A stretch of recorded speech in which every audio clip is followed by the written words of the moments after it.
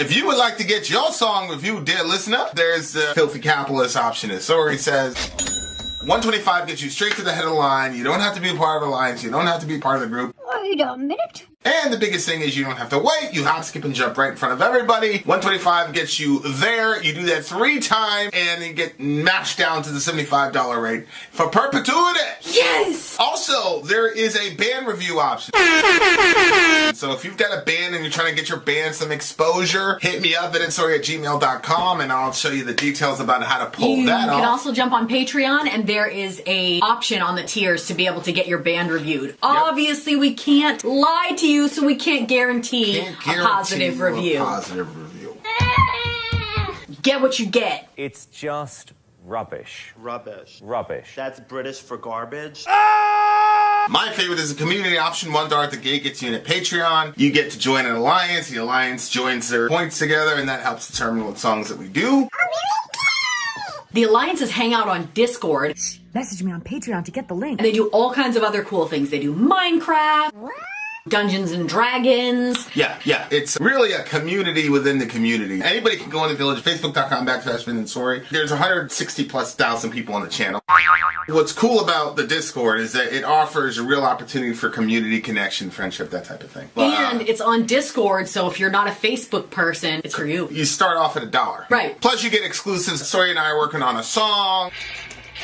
So the first 15 seconds of that was on Patreon. Also, at $15 tier and above, when we actually debut the video, they're going to be there live with us. There you are, dear listener. Buy merch. Buy merch indeed. A challenge shall lead them. To buy our merch. Yes, dear listener. Yes, dear listener. Yes, dear listener. It's another birthday celebration for the big homie it DJ is Revo this time. A joyous occasion. The big homie Revo was born this day 31 years ago. Yeah. Tell them what they've won, Sori. You hear this? Taiji. That's how it's pronounced, ladies and gentlemen. This is the second single off of Taiji and Boys. Self-titled. Oh, there's going to be another Taiji. Okay. The whole night basically is. Self-titled debut album. This is the song Seo Taiji wanted to be the main single, but the record label had chosen I Know to be the main single. The music video was banned by some TV networks as some Protestants accused the music video of being satanic. It is weird as hell if you watch the actual music video. As of course we did. The evil being with a cross necklace. That's weird. Oh my word! Wait, read that again. What happened? They're satanic as what? The evil being with a cross. The evil being with a cross necklace that he's wearing. Allah. But the Christians were like, we can't do this. They weren't Christians exactly like they were Christians. So even though they were fighting the forces of evil, it did not matter. Shout out to Protestant Christianity, Shout baby. out to our people. That is our team. Holy shit. Open your eyes. The ignorance. All right. You ever see the memes of Jesus and he's just like... What the hell are you doing? Okay. From my understanding, his hand is like itching toward the button, and God's like, just chill. Just, like, don't press the button. I just get so tired. I get just about. Don't forgive me, Lord. Don't. But I know you have to get tired of these people. Good night. The guy overcomes a force of evil with the. I wish we had the full. I wish we had the actual video. Oh, I'm gonna play it. Are you kidding me? Clay, you played on that side. I want to see that shit. This dude's about to overcome the forces of evil. All right, so they got banned. Wait, they got banned? It's satanic. What happened? Did they get banned? Well, it says that. Yeah, it was banned by some TV networks as Well, I mean, we would never do that. We would never do that. Evangelical Protestants, we're against cancel culture. Yeah, we don't do that. We wouldn't try to cancel anybody for putting somebody on a barricade or something like that. We're not those people. It's only like the crazy. Anyway, continue. We continue. Oh boy. Okay, so the TV network. So from my understanding, nothing is wrong with your connection, Andre. Is a Christian, although a democracy at the time, the TV networks were being run by remnants of the militant dictatorship as their party was still in power. Most TV networks in Korea are publicly owned, with their presidents and board of directors as appointed by the SK president and legislator. Wow. During this time, the party in power was made up mostly of figures of former dictatorship, but they were having to build the party larger by adding a former democratic activist into their ranks to maintain power in their new era. They elected as head of their party and later this year as president a former democracy activist, Kim Young-sam, who became the first civilian president of South Korea in over 30 years. In some ways, this is progress, but with a lot of the former dictatorship people in power, you still have problems in this era. Like one Korean American performed rap in English on TV, and an immigration officer denied his visa, when he recognized him. That was Young Jun the second. Yep. Recently, his videos went viral, and he came back to South Korea to perform again after spending the last 30 years as a janitor in Florida. Jeez. Wow. Some fans believe the song is about Seo Taiji making the decision to stop doing metal music and become a pop singer. This song is considered perhaps the first Korean song with only rap. Although basic by modern Korean rap standards, the assumption before this was that the Korean language couldn't be used for rap, but songs like this changed that idea. In part of the song, they sing the chorus to his metal band Singha's song Farewell to Love. So they didn't scroll up. The assumption before was that the Korean language could not do hip hop. I don't know. I can count to 10 in Korean. Do it. Hana dul set net dasit yasit elkap yudap ayap yul. You know how I knew that? That was how I got my first yellow stripe on my white belt in Taekwondo. Really? Yep. Yeah, and then we had to talk about like the ethics of Taekwondo. Courtesy, integrity, perseverance, self-control, indomitable spirit. Aww. Those are the 5 pillars of Taekwondo. Okay, that's cute. That's why you always had to say sir. Yes, sir. No, sir. Yes, ma'am. No, ma'am. You could do well. You could do well with some Taekwondo. I'm going to teach you some Taekwondo afterward. Maybe you'll get some, respect, things of that nature. You know what I'm saying? Oh, I know exactly what you're saying. All right, here we go, dear listener. There's no mysteries here, babe. Okay. Here we go. Seo, Taiji, and the Boys. What's the name of the song? You in the Fantasy. You in the Fantasy. Let's do this shit. Korean I said rap. your lyrics there. Korean rap, bitches. Let's go.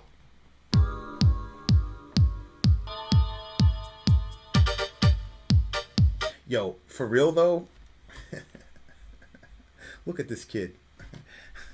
Look at this is the leader of the band, right? Look at this scrawny kid with the Harry Potter glasses. Shout out to Harry Potter. Like this guy with the jacket, he looks the part. Yeah. The other guy looks the part, but the main guy, he looks really unassuming. But when you're talented, you're talented. All right, here we go. Sorry, guys. Hold on. I'm gonna pull up the official. The whole Korean thing, like the other country thing, really fascinates me a lot. I guess it's got to be this one. Yeah, that's got to be it. All right, do me a favor and full screen that. Okay, so we've got the audio, the lyrics over here. We're watching. Nick Haas, send me an email. I want to ask you a question, Nick Haas. VinandSori@gmail.com. Please send me an email. Yes. Okay. All right, so here we go. So Taiji and the Boys. You in my fantasy. Let's do it.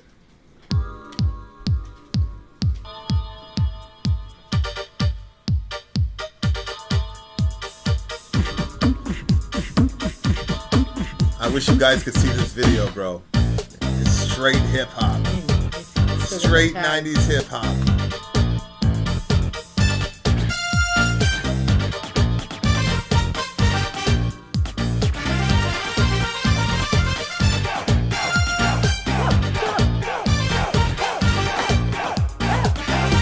Saying it's high energy back in the day. 시간이 멈춰질 순 없다. 무엇을 망설이나 되는 것은 단지 하나뿐인데 바로 지금이 그대의 유일한 순간이며 바로 여기가 단지 그대의 유일한 장소이다. 환상 속엔 그대가 있다. 모든 것이 이제 다 무너지고 있어도 환상 속엔 아직 그대가 있다. 지금 자신의 모습은 진짜 아니라고 말한다.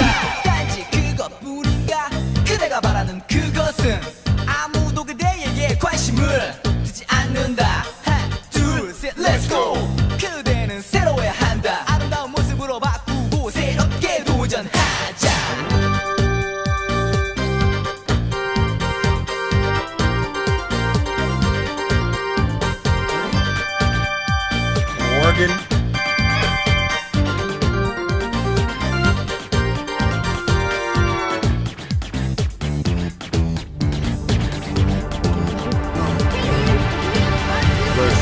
Dig this. Dig this. Dig this. Dig this. Dig this. Dig this. Dig this. Where's he fighting the devil though? It's probably that guy that just showed up. I don't know. 그때의 환상되는 마음만 대단하다 그 마음은 위험하다 자신은 오직 꼭 잘 될 거라고 큰 소리로 말하고 있다 하지만 지금 그대가 살고 있는 모습은 무엇일까 환상 속엔 그대가 있다 모든 것이 이제 다 무너지고 있어도 환상 속엔 아직 그대가 있다 지금 자신의 모습은 진짜가 아니라고 말한다 세상은 빨리 돌아가고 있다 시간은 그대를 위해 멈추어 기다리지 않는다 사람들은 그대의 머리 위로 뛰어다니고 그대는 방 한 구석에 앉아 쉽게 인생을 얘기하려 한다 환상 속엔 Oh yeah, the girl's mad evil. 모든 것이 이제 Yeah, that's a girl. 무너지고 있어도 Evil as hell. 환상 속엔 아직 그대가 있다 지금 자신의 모습은 진짜가 아니라고 말한다 Dig this. Dig this. Dig this. Dig this. Dig this. There's the cross. There's the cross. Dig this. Then here come the evil lady. Our Amazon account is up and running now. We are selling our formula officially. It's amazing stuff from Europe. Made in Germany. Sold in America. Highest standards there are. In America, the standards haven't been updated since 1980. It's super weird, like older than me. In Europe, they update safety standards basically every year. This formula is top notch, great for the stomach, great for constipation. This is a great product. If you happen to want to purchase it and join us on our journey, then grab the link in the description. If you do and leave a review for us, send me a screenshot at vinandsori@gmail.com of your review after you have received the product. We will put your name in a hat. Song reviews are going to come out by some of the people that have left reviews. Don't forget to send us a screenshot of your review once you get the product. Now a word from our mascot dressed as a pirate, Fuji. It's a steal of a deal. He's in an all-white suit too. We're watching the music video. This dude is fighting the forces of evil in this bitch. He came around, boom, front kick, yeah, and then he came with the cross, and that was it. Dunzo. Yeah.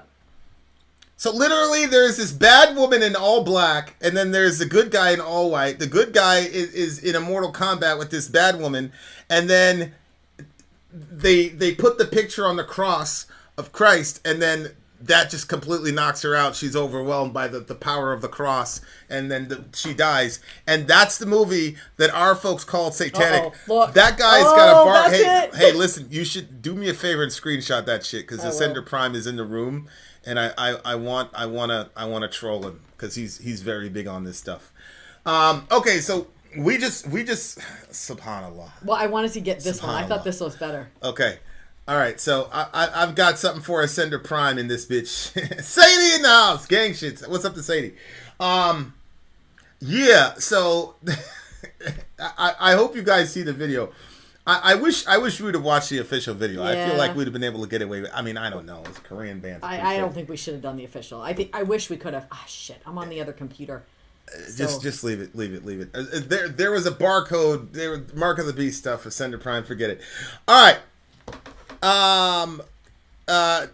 Don't worry, you didn't miss much in the MA, to be honest with you. I'm not gonna lie to you. Okay, so this song seems to be about. Okay, first of all, I agree. I sent it. What's his name? Xiao Taiji. Yeah. He felt like the first song was better than the second song. He wanted to release that one. Jazakallahu khairan. Did you take care of that other situation on Amazon? I have to open the case, the 85401. Did you found the problem? Yeah. Did you contact the other lady about the hypoallergenic thing? Did she respond yet? And check. Take a screenshot and send that to me. I might have Amy jump on it. Seeing how it takes you so long. You're gonna what? Ignore the. Leave us. Okay. So look, this is about. To me, it's very clear. You in the fantasy, he's talking about a girl. He thought she was one way, and then she was really another way, and so he's disillusioned, and that's the point. I don't really see how that went along with the music video, because the music video is basically this vampire lady is basically terrorizing everybody. There's a group of good guys, a group of bad guys. They clash. The protagonist goes, takes out the thing, and they live happily ever after. I guess you could say that, like, that is applicable to some degree, like believing in somebody and then they turn out to be not the person that you thought they were. But I don't really see how the video was very eye-catching. But go ahead, what were you saying? The girl looked like from the beginning, I don't look like she was hiding or there was anything to be discovered. It looked like she came in there pretty honest about who she was. Well, see, that has been like a running discussion on the channel, because I'm like, nobody ever really surprises anybody. That's my argument. Because unless it's one of those, quote, love at first sight situations, that kind of makes sense. But, like, all these people were like, oh, this person, an inveterate liar. I'm like, really? They were, like, completely honest, and then you got in a relationship with them, they started lying? Or have they always been like that, and you just ignored the signs? You see what I'm saying? Yeah. And people do that a lot. They're like, I don't even know who you are anymore. Which is, you know, I do think there's some validity to that to a degree. Oh, hold on. Let me correct something real quick. So I agree with the record label and not him. He wanted this song as the main single. Yeah. I think the other song was way better. Way better. Oh. Than this song. You think the one that made... Because that stayed up there. This was like exclusive hip-hop. You think I Know was better? I know is orders of magnitude better than this song. I agree. I think this was their debut album. I'm sure he got better as a rapper. But I don't think at this point in his career he was strong enough to just rap by itself without the added vocalizations, the harmonies, and the other thing, and even the guitar parts that were pretty good on the other one. I don't think he was a strong enough hip hop artist yet to just only do rap. So I think the record label had a very, very good instinct with that. But very good breakdown, pretty much, Sadie. It would have been good to actually have you on the show. We probably would have been able to do a call in, although the latency issues that we're having are pretty terrible. So find beauty inside of you. You have to challenge yourself. Like, there's a lot of real positive self-talk in the song and a lot of wisdom. But like, what it comes down to is, like, at the end of the day, what are you in relationships for? Like, that's a very important question. Yeah, like, it is.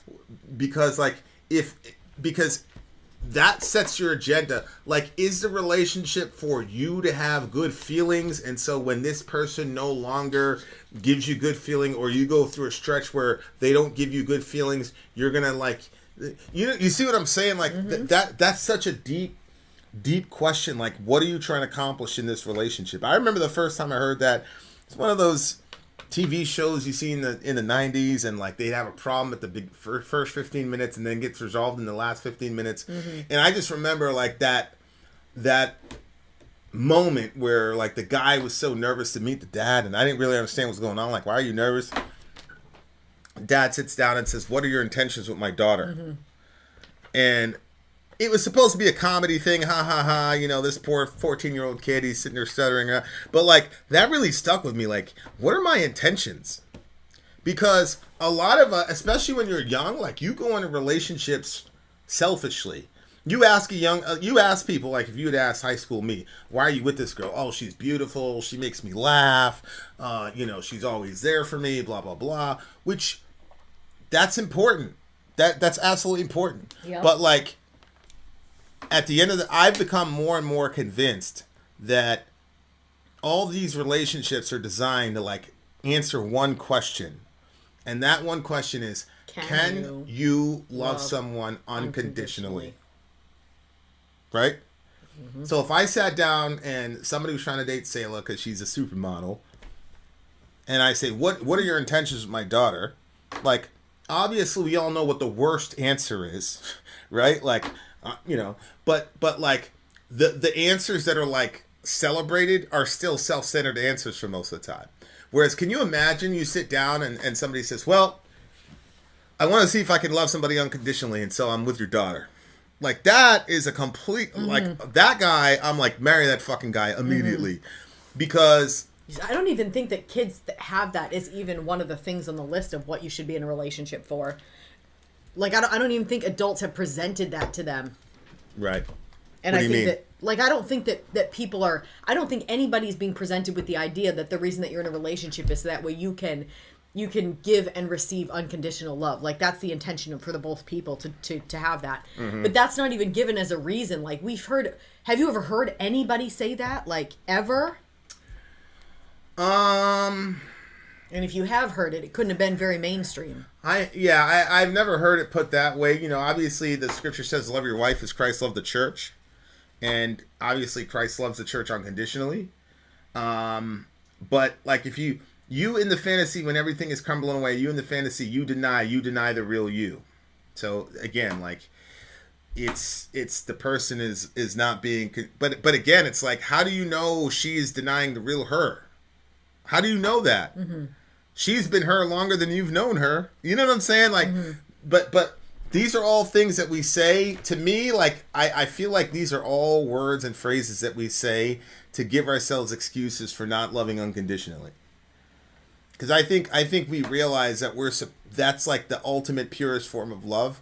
But like, and it's funny because you'll see people talk about their kids. They'll say, "Oh, I love my kids unconditionally," but they won't say it about like, because your kid can't divorce you.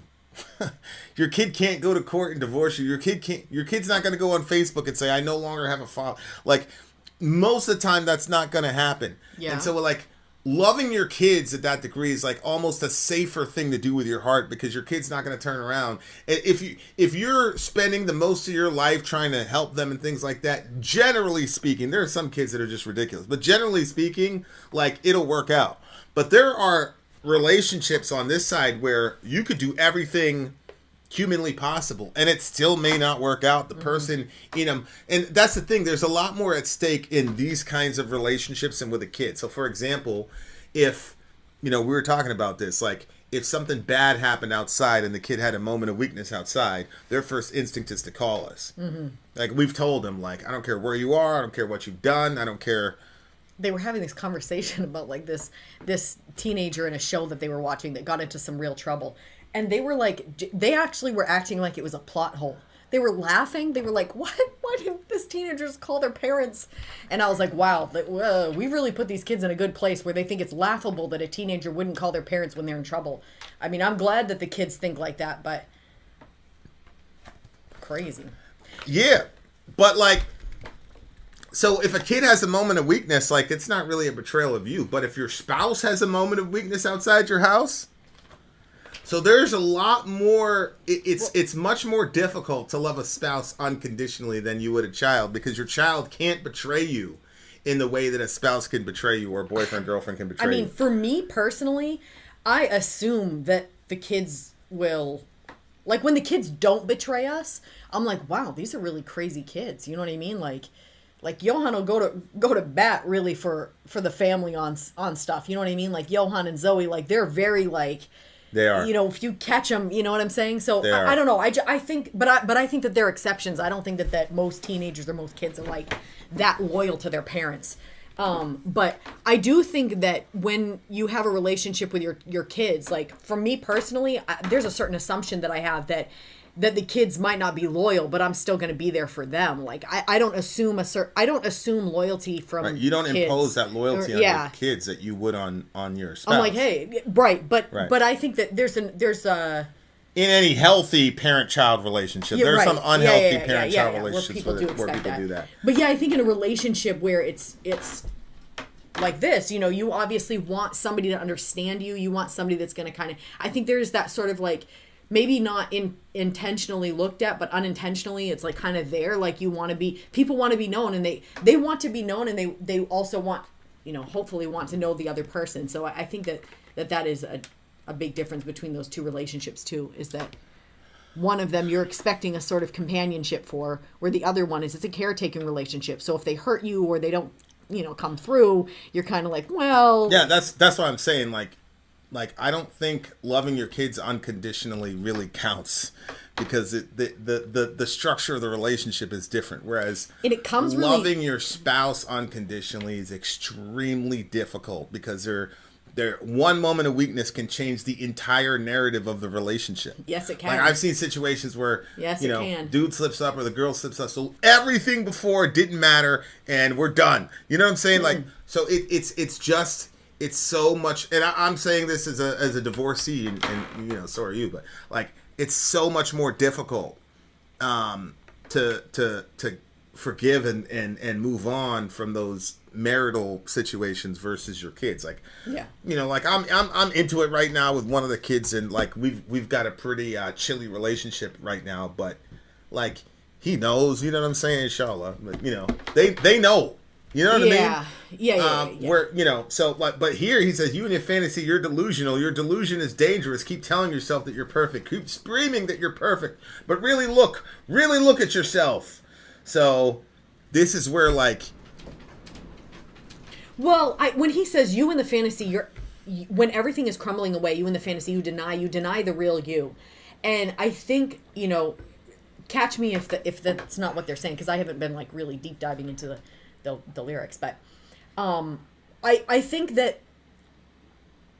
that is important. Like, I think it's important for each person to look into themselves and to figure out, like, because he says, is that the only thing you want? Nobody's interested in you. 1, 2, 3, let's go. You have to renew yourself, find beauty inside you. You have to challenge yourself.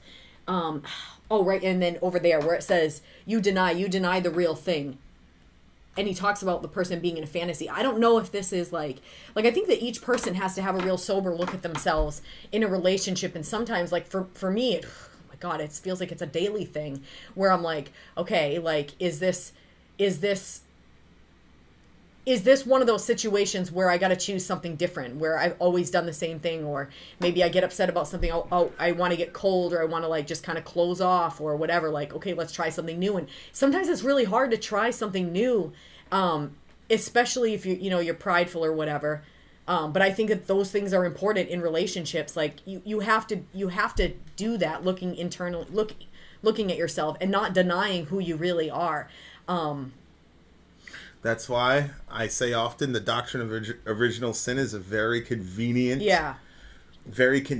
doctrine for Christians, and it gives you a leg up. Yeah. As far as like giving yourself a break, in the sense of like I'm a little bit more, I think, more secure in saying I'm wrong on this, or I was wrong on that, or my bad, or apologies. A little bit. Because I truly believe it. I think all of us are sinners, and our default is to bad, and our default is not to good. You know, just to use language that everybody's familiar with, I think if I do something bad, that's coming from my nature. If I do something good, that's supernatural. So if you have that mindset, then you should expect every day to have to apologize about something, and you should be surprised if you don't. So, like, but it's crazy, because I grew up in a context. It's really interesting how that shit hits people, because I grew up as the middle child, the black sheep, and I was constantly blamed for shit, and a lot of times I was innocent. Now, there was also a lot of times when I got away with murder, but a lot of times I got blamed for a lot of things that I didn't really do. I don't know why it didn't affect me, because I've seen a lot of people usually when they go through that, they swing the other way and they're like, I'll just be as bad, you know, or they get very defensive anytime they're criticized after that because their parents, you know, criticize them or whatever. But to me, it had the opposite effect, where it was like, I embraced like being like the bad guy. And so I took that into my serious relationships, where I was like, well, if there's a complaint, it's most likely probably true. And like, even after, because like, winning an argument doesn't necessarily mean you're right. It may just mean that you're a very good arguer. Mm-hmm. So now you can also throw it out and argue with the best of them, and you have certain versions of yourself that you pull on when it's time to go to war.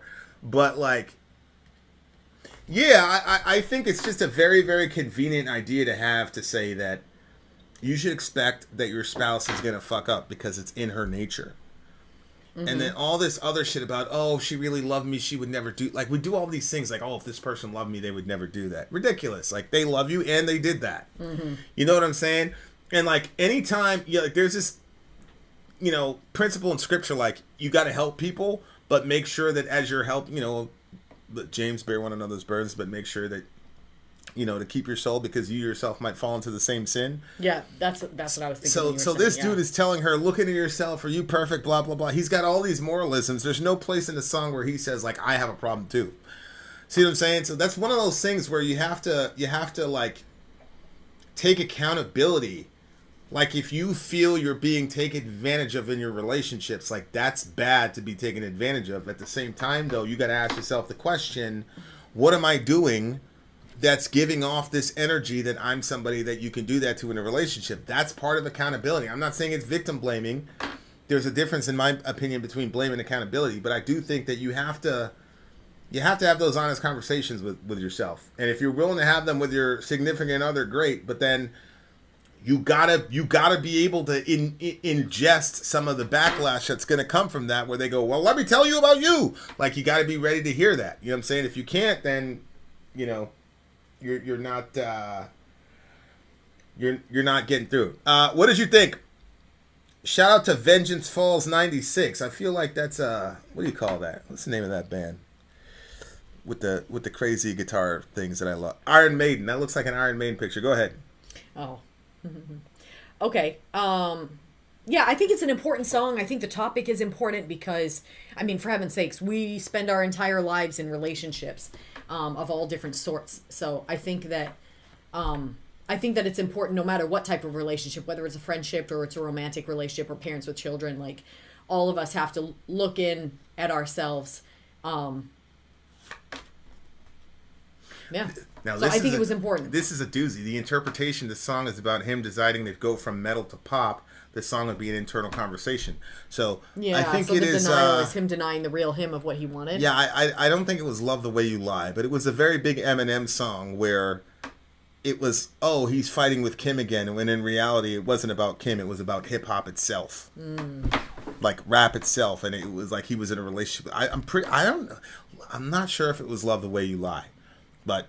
Yeah, so like really? all that conflict, you think he's talking about, you know, Kim, his ex, or whatever, when in reality he's talking about like hip hop itself. Weird. Okay. I'm not sure if it's "Love the Way," but it was one of Eminem's songs where like you think he's talking about a girl when he's really not. He's talking about the music industry itself. So that's very fascinating, but that shows you also like how close people's art is to their soul, like. Because there's been a lot of people that have used the relationship with the industry as a type of as a relationship itself. Yeah. And that's a pretty crazy. And it's smart because it's a way for you to ventilate about the music industry, and you also know that all these. I mean, it's a relationship song, so you can always pull on the templates of those relationships. It's a pretty well, yeah. clever You want to idea. you have to do that with music because the more relatable a song is, the more people are going to listen to it. The more chances are it's going to be a number one, or it's going to make It's going to make you money. So you should they should always double it. You know what I mean? If you're going to be singing about that, also kind of make it relationshipy because everybody can relate to that, or most people can anyway. You have somebody coming in here? Is that a knock? No, it's just the wind and the doors open. Okay. Or the windows open. Yeah. So I think it is an important song. I'm gonna give this one a 9.1. I give this one an 8.9. I definitely think the previous song was a lot more dynamic. I do think the one before, but this was important. It was important lyrically for sure, but as far as like. The whole shebang, yeah, I definitely agree with the record label for sure. This is a lot more accessible. Speaking of accessible, we're coming right back. We're not even halfway into this night, dear listeners. So sit back, relax while I tell you the truth. We'll be right back. Been out. Sorry, out. Gone.